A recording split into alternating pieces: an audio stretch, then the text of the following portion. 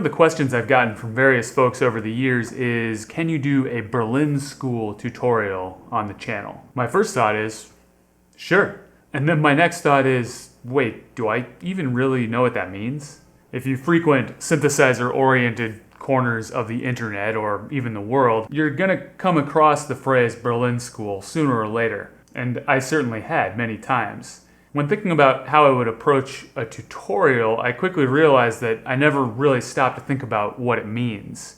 I've always gotten the impression that it refers to a particular collection of techniques that maybe was used to create a certain style of music that I subconsciously associated with a specific setting, 1970s Berlin.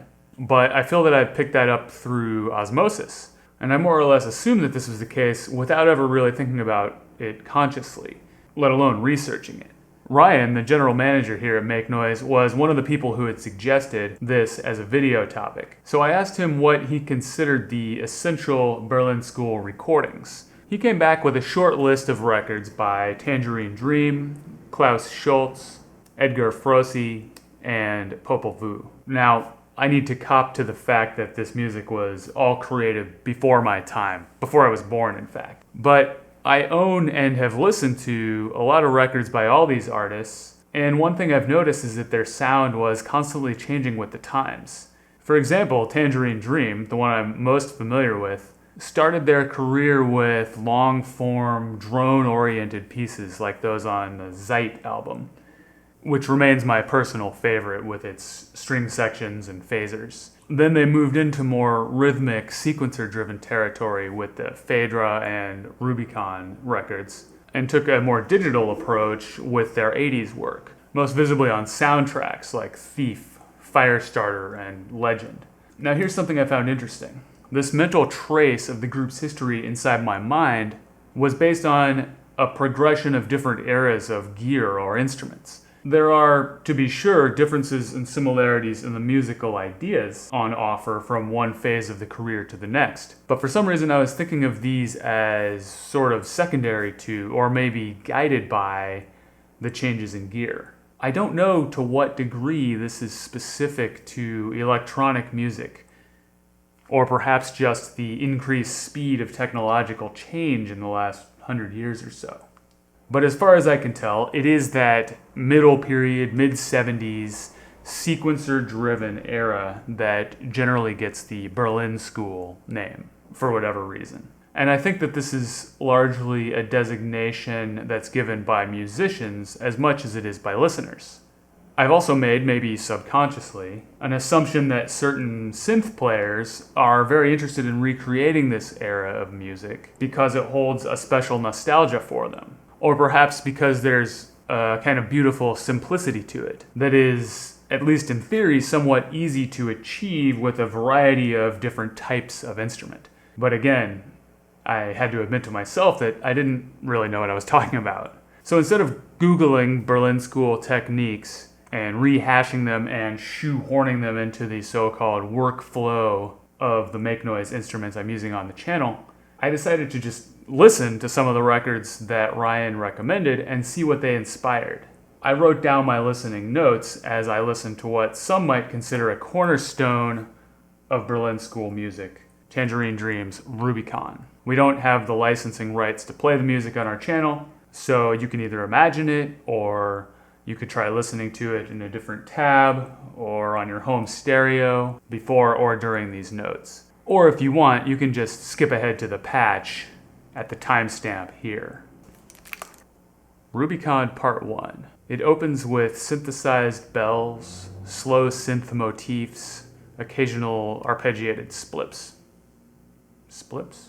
Then a string machine or synth pads come in with chords alongside bird-like sound effects. Slow mono synth lines. Not entirely unlike the opening of Pink Floyd's Shine On You Crazy Diamond, which I believe came out the same year. Choir or vocal ahs entering the mix. I think they're synthesized too.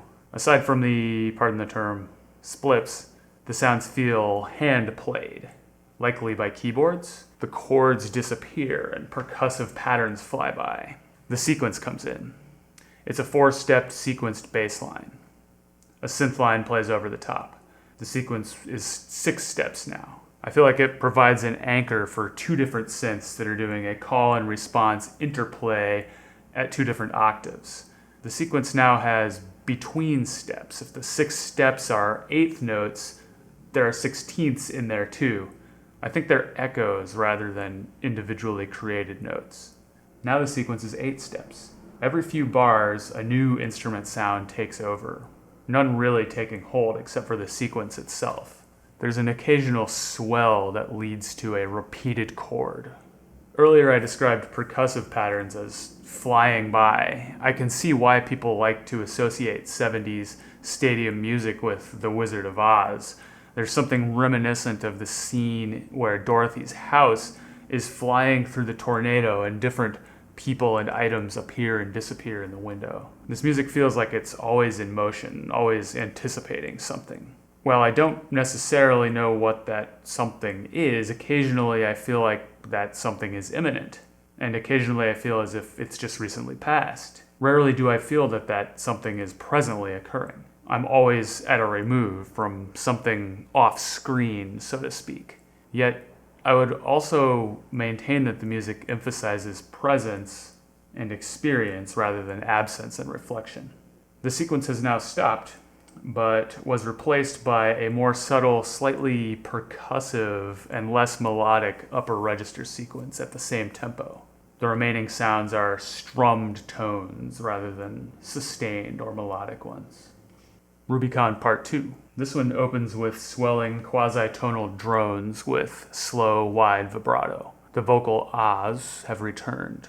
Like Ligeti's Kyrie at the crucial scenes of 2001, they do not quite coalesce into a recognizable chord. They do still sound synthesized. Here comes the sequence. First just one note, then octaves. Now again a 4-step bass line, and it's doubled up with a sub-oscillator. It's changing more quickly this time. Again, from 4 to 6 to 8 steps, with the 16th note pulses in between.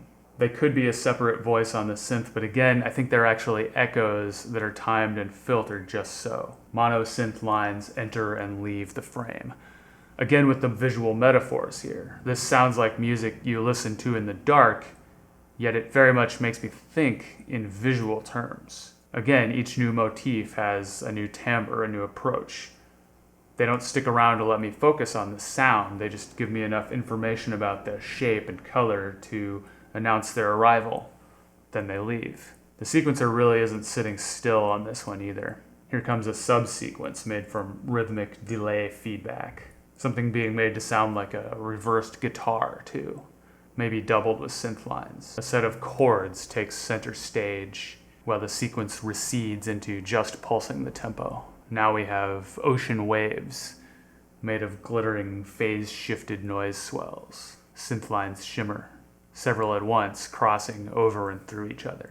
Okay, so actually recreating this is not only impossible, but probably not advisable. It is, for one thing, a full band's studio creation, not just one person patching live. As I had noticed, various instruments float in and out of the mix in a way that feels both improvised and purposeful.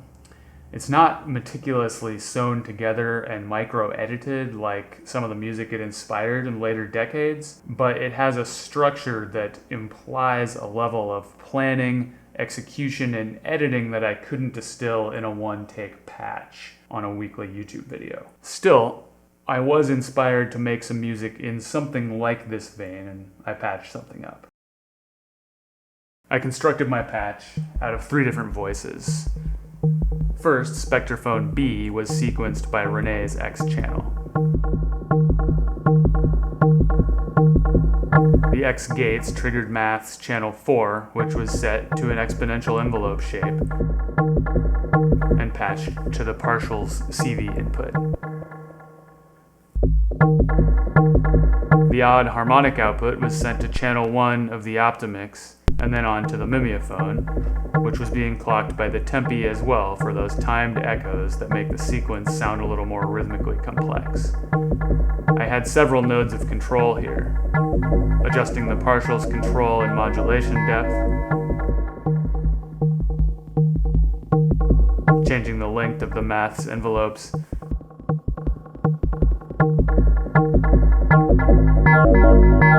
and of course, slide and focus to change spectra for a more abstract timbral control.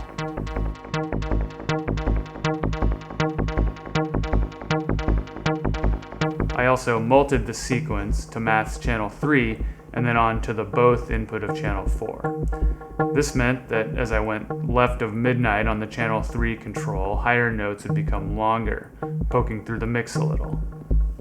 I could, of course, also change the length of the sequence, which was a primary mode of change in Tangerine Dreams pieces.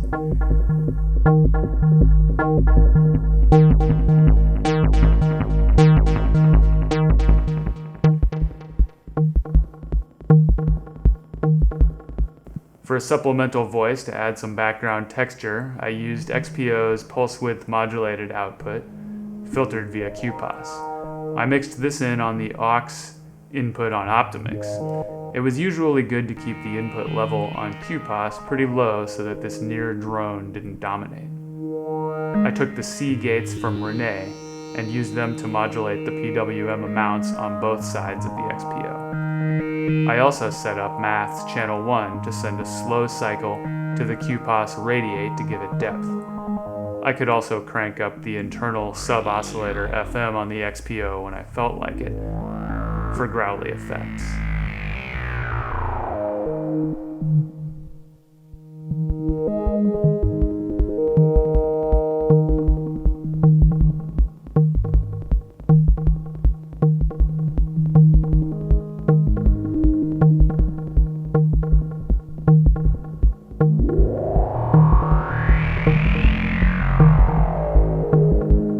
After a while, it occurred to me that I could also mult the slow cycle from channel 1, taking here the attenuated output, and patch this to Renee's XCV. I engaged the sample and hold on the fun page and clocked the X mod with another channel of tempi.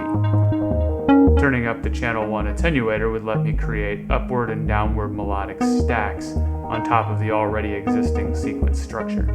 I did not take this idea from the Berlin School as far as I know, but it seemed like a good way to add some more dimensions to this rhythmic sequence that was my anchor. Finally, I used the Keystep to gate Optimix Channel 2, which had Spectrophone's A odd output patched to it. I played Spectrophone A with the keyboard, thinking of all the varied motifs that floated past in the Rubicon pieces. Careful adjustment of partials, slide, and focus gave me several timbral nodes for this voice, as well as some interplay between voices via the FM index controls on both sides.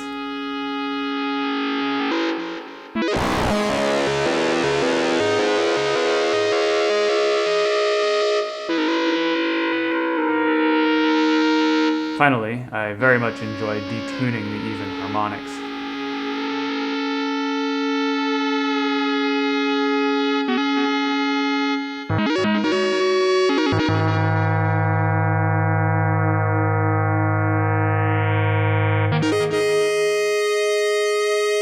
From what I could tell, the Berlin School artists loved phase-shifted sounds, detuned sounds, woozy chords, etc. All superimposed on the pulsing sequences. I was playing what amounted to a mono synth rather than the organs and string machines I heard in the recordings, but I tried to channel something of the spirit where I could.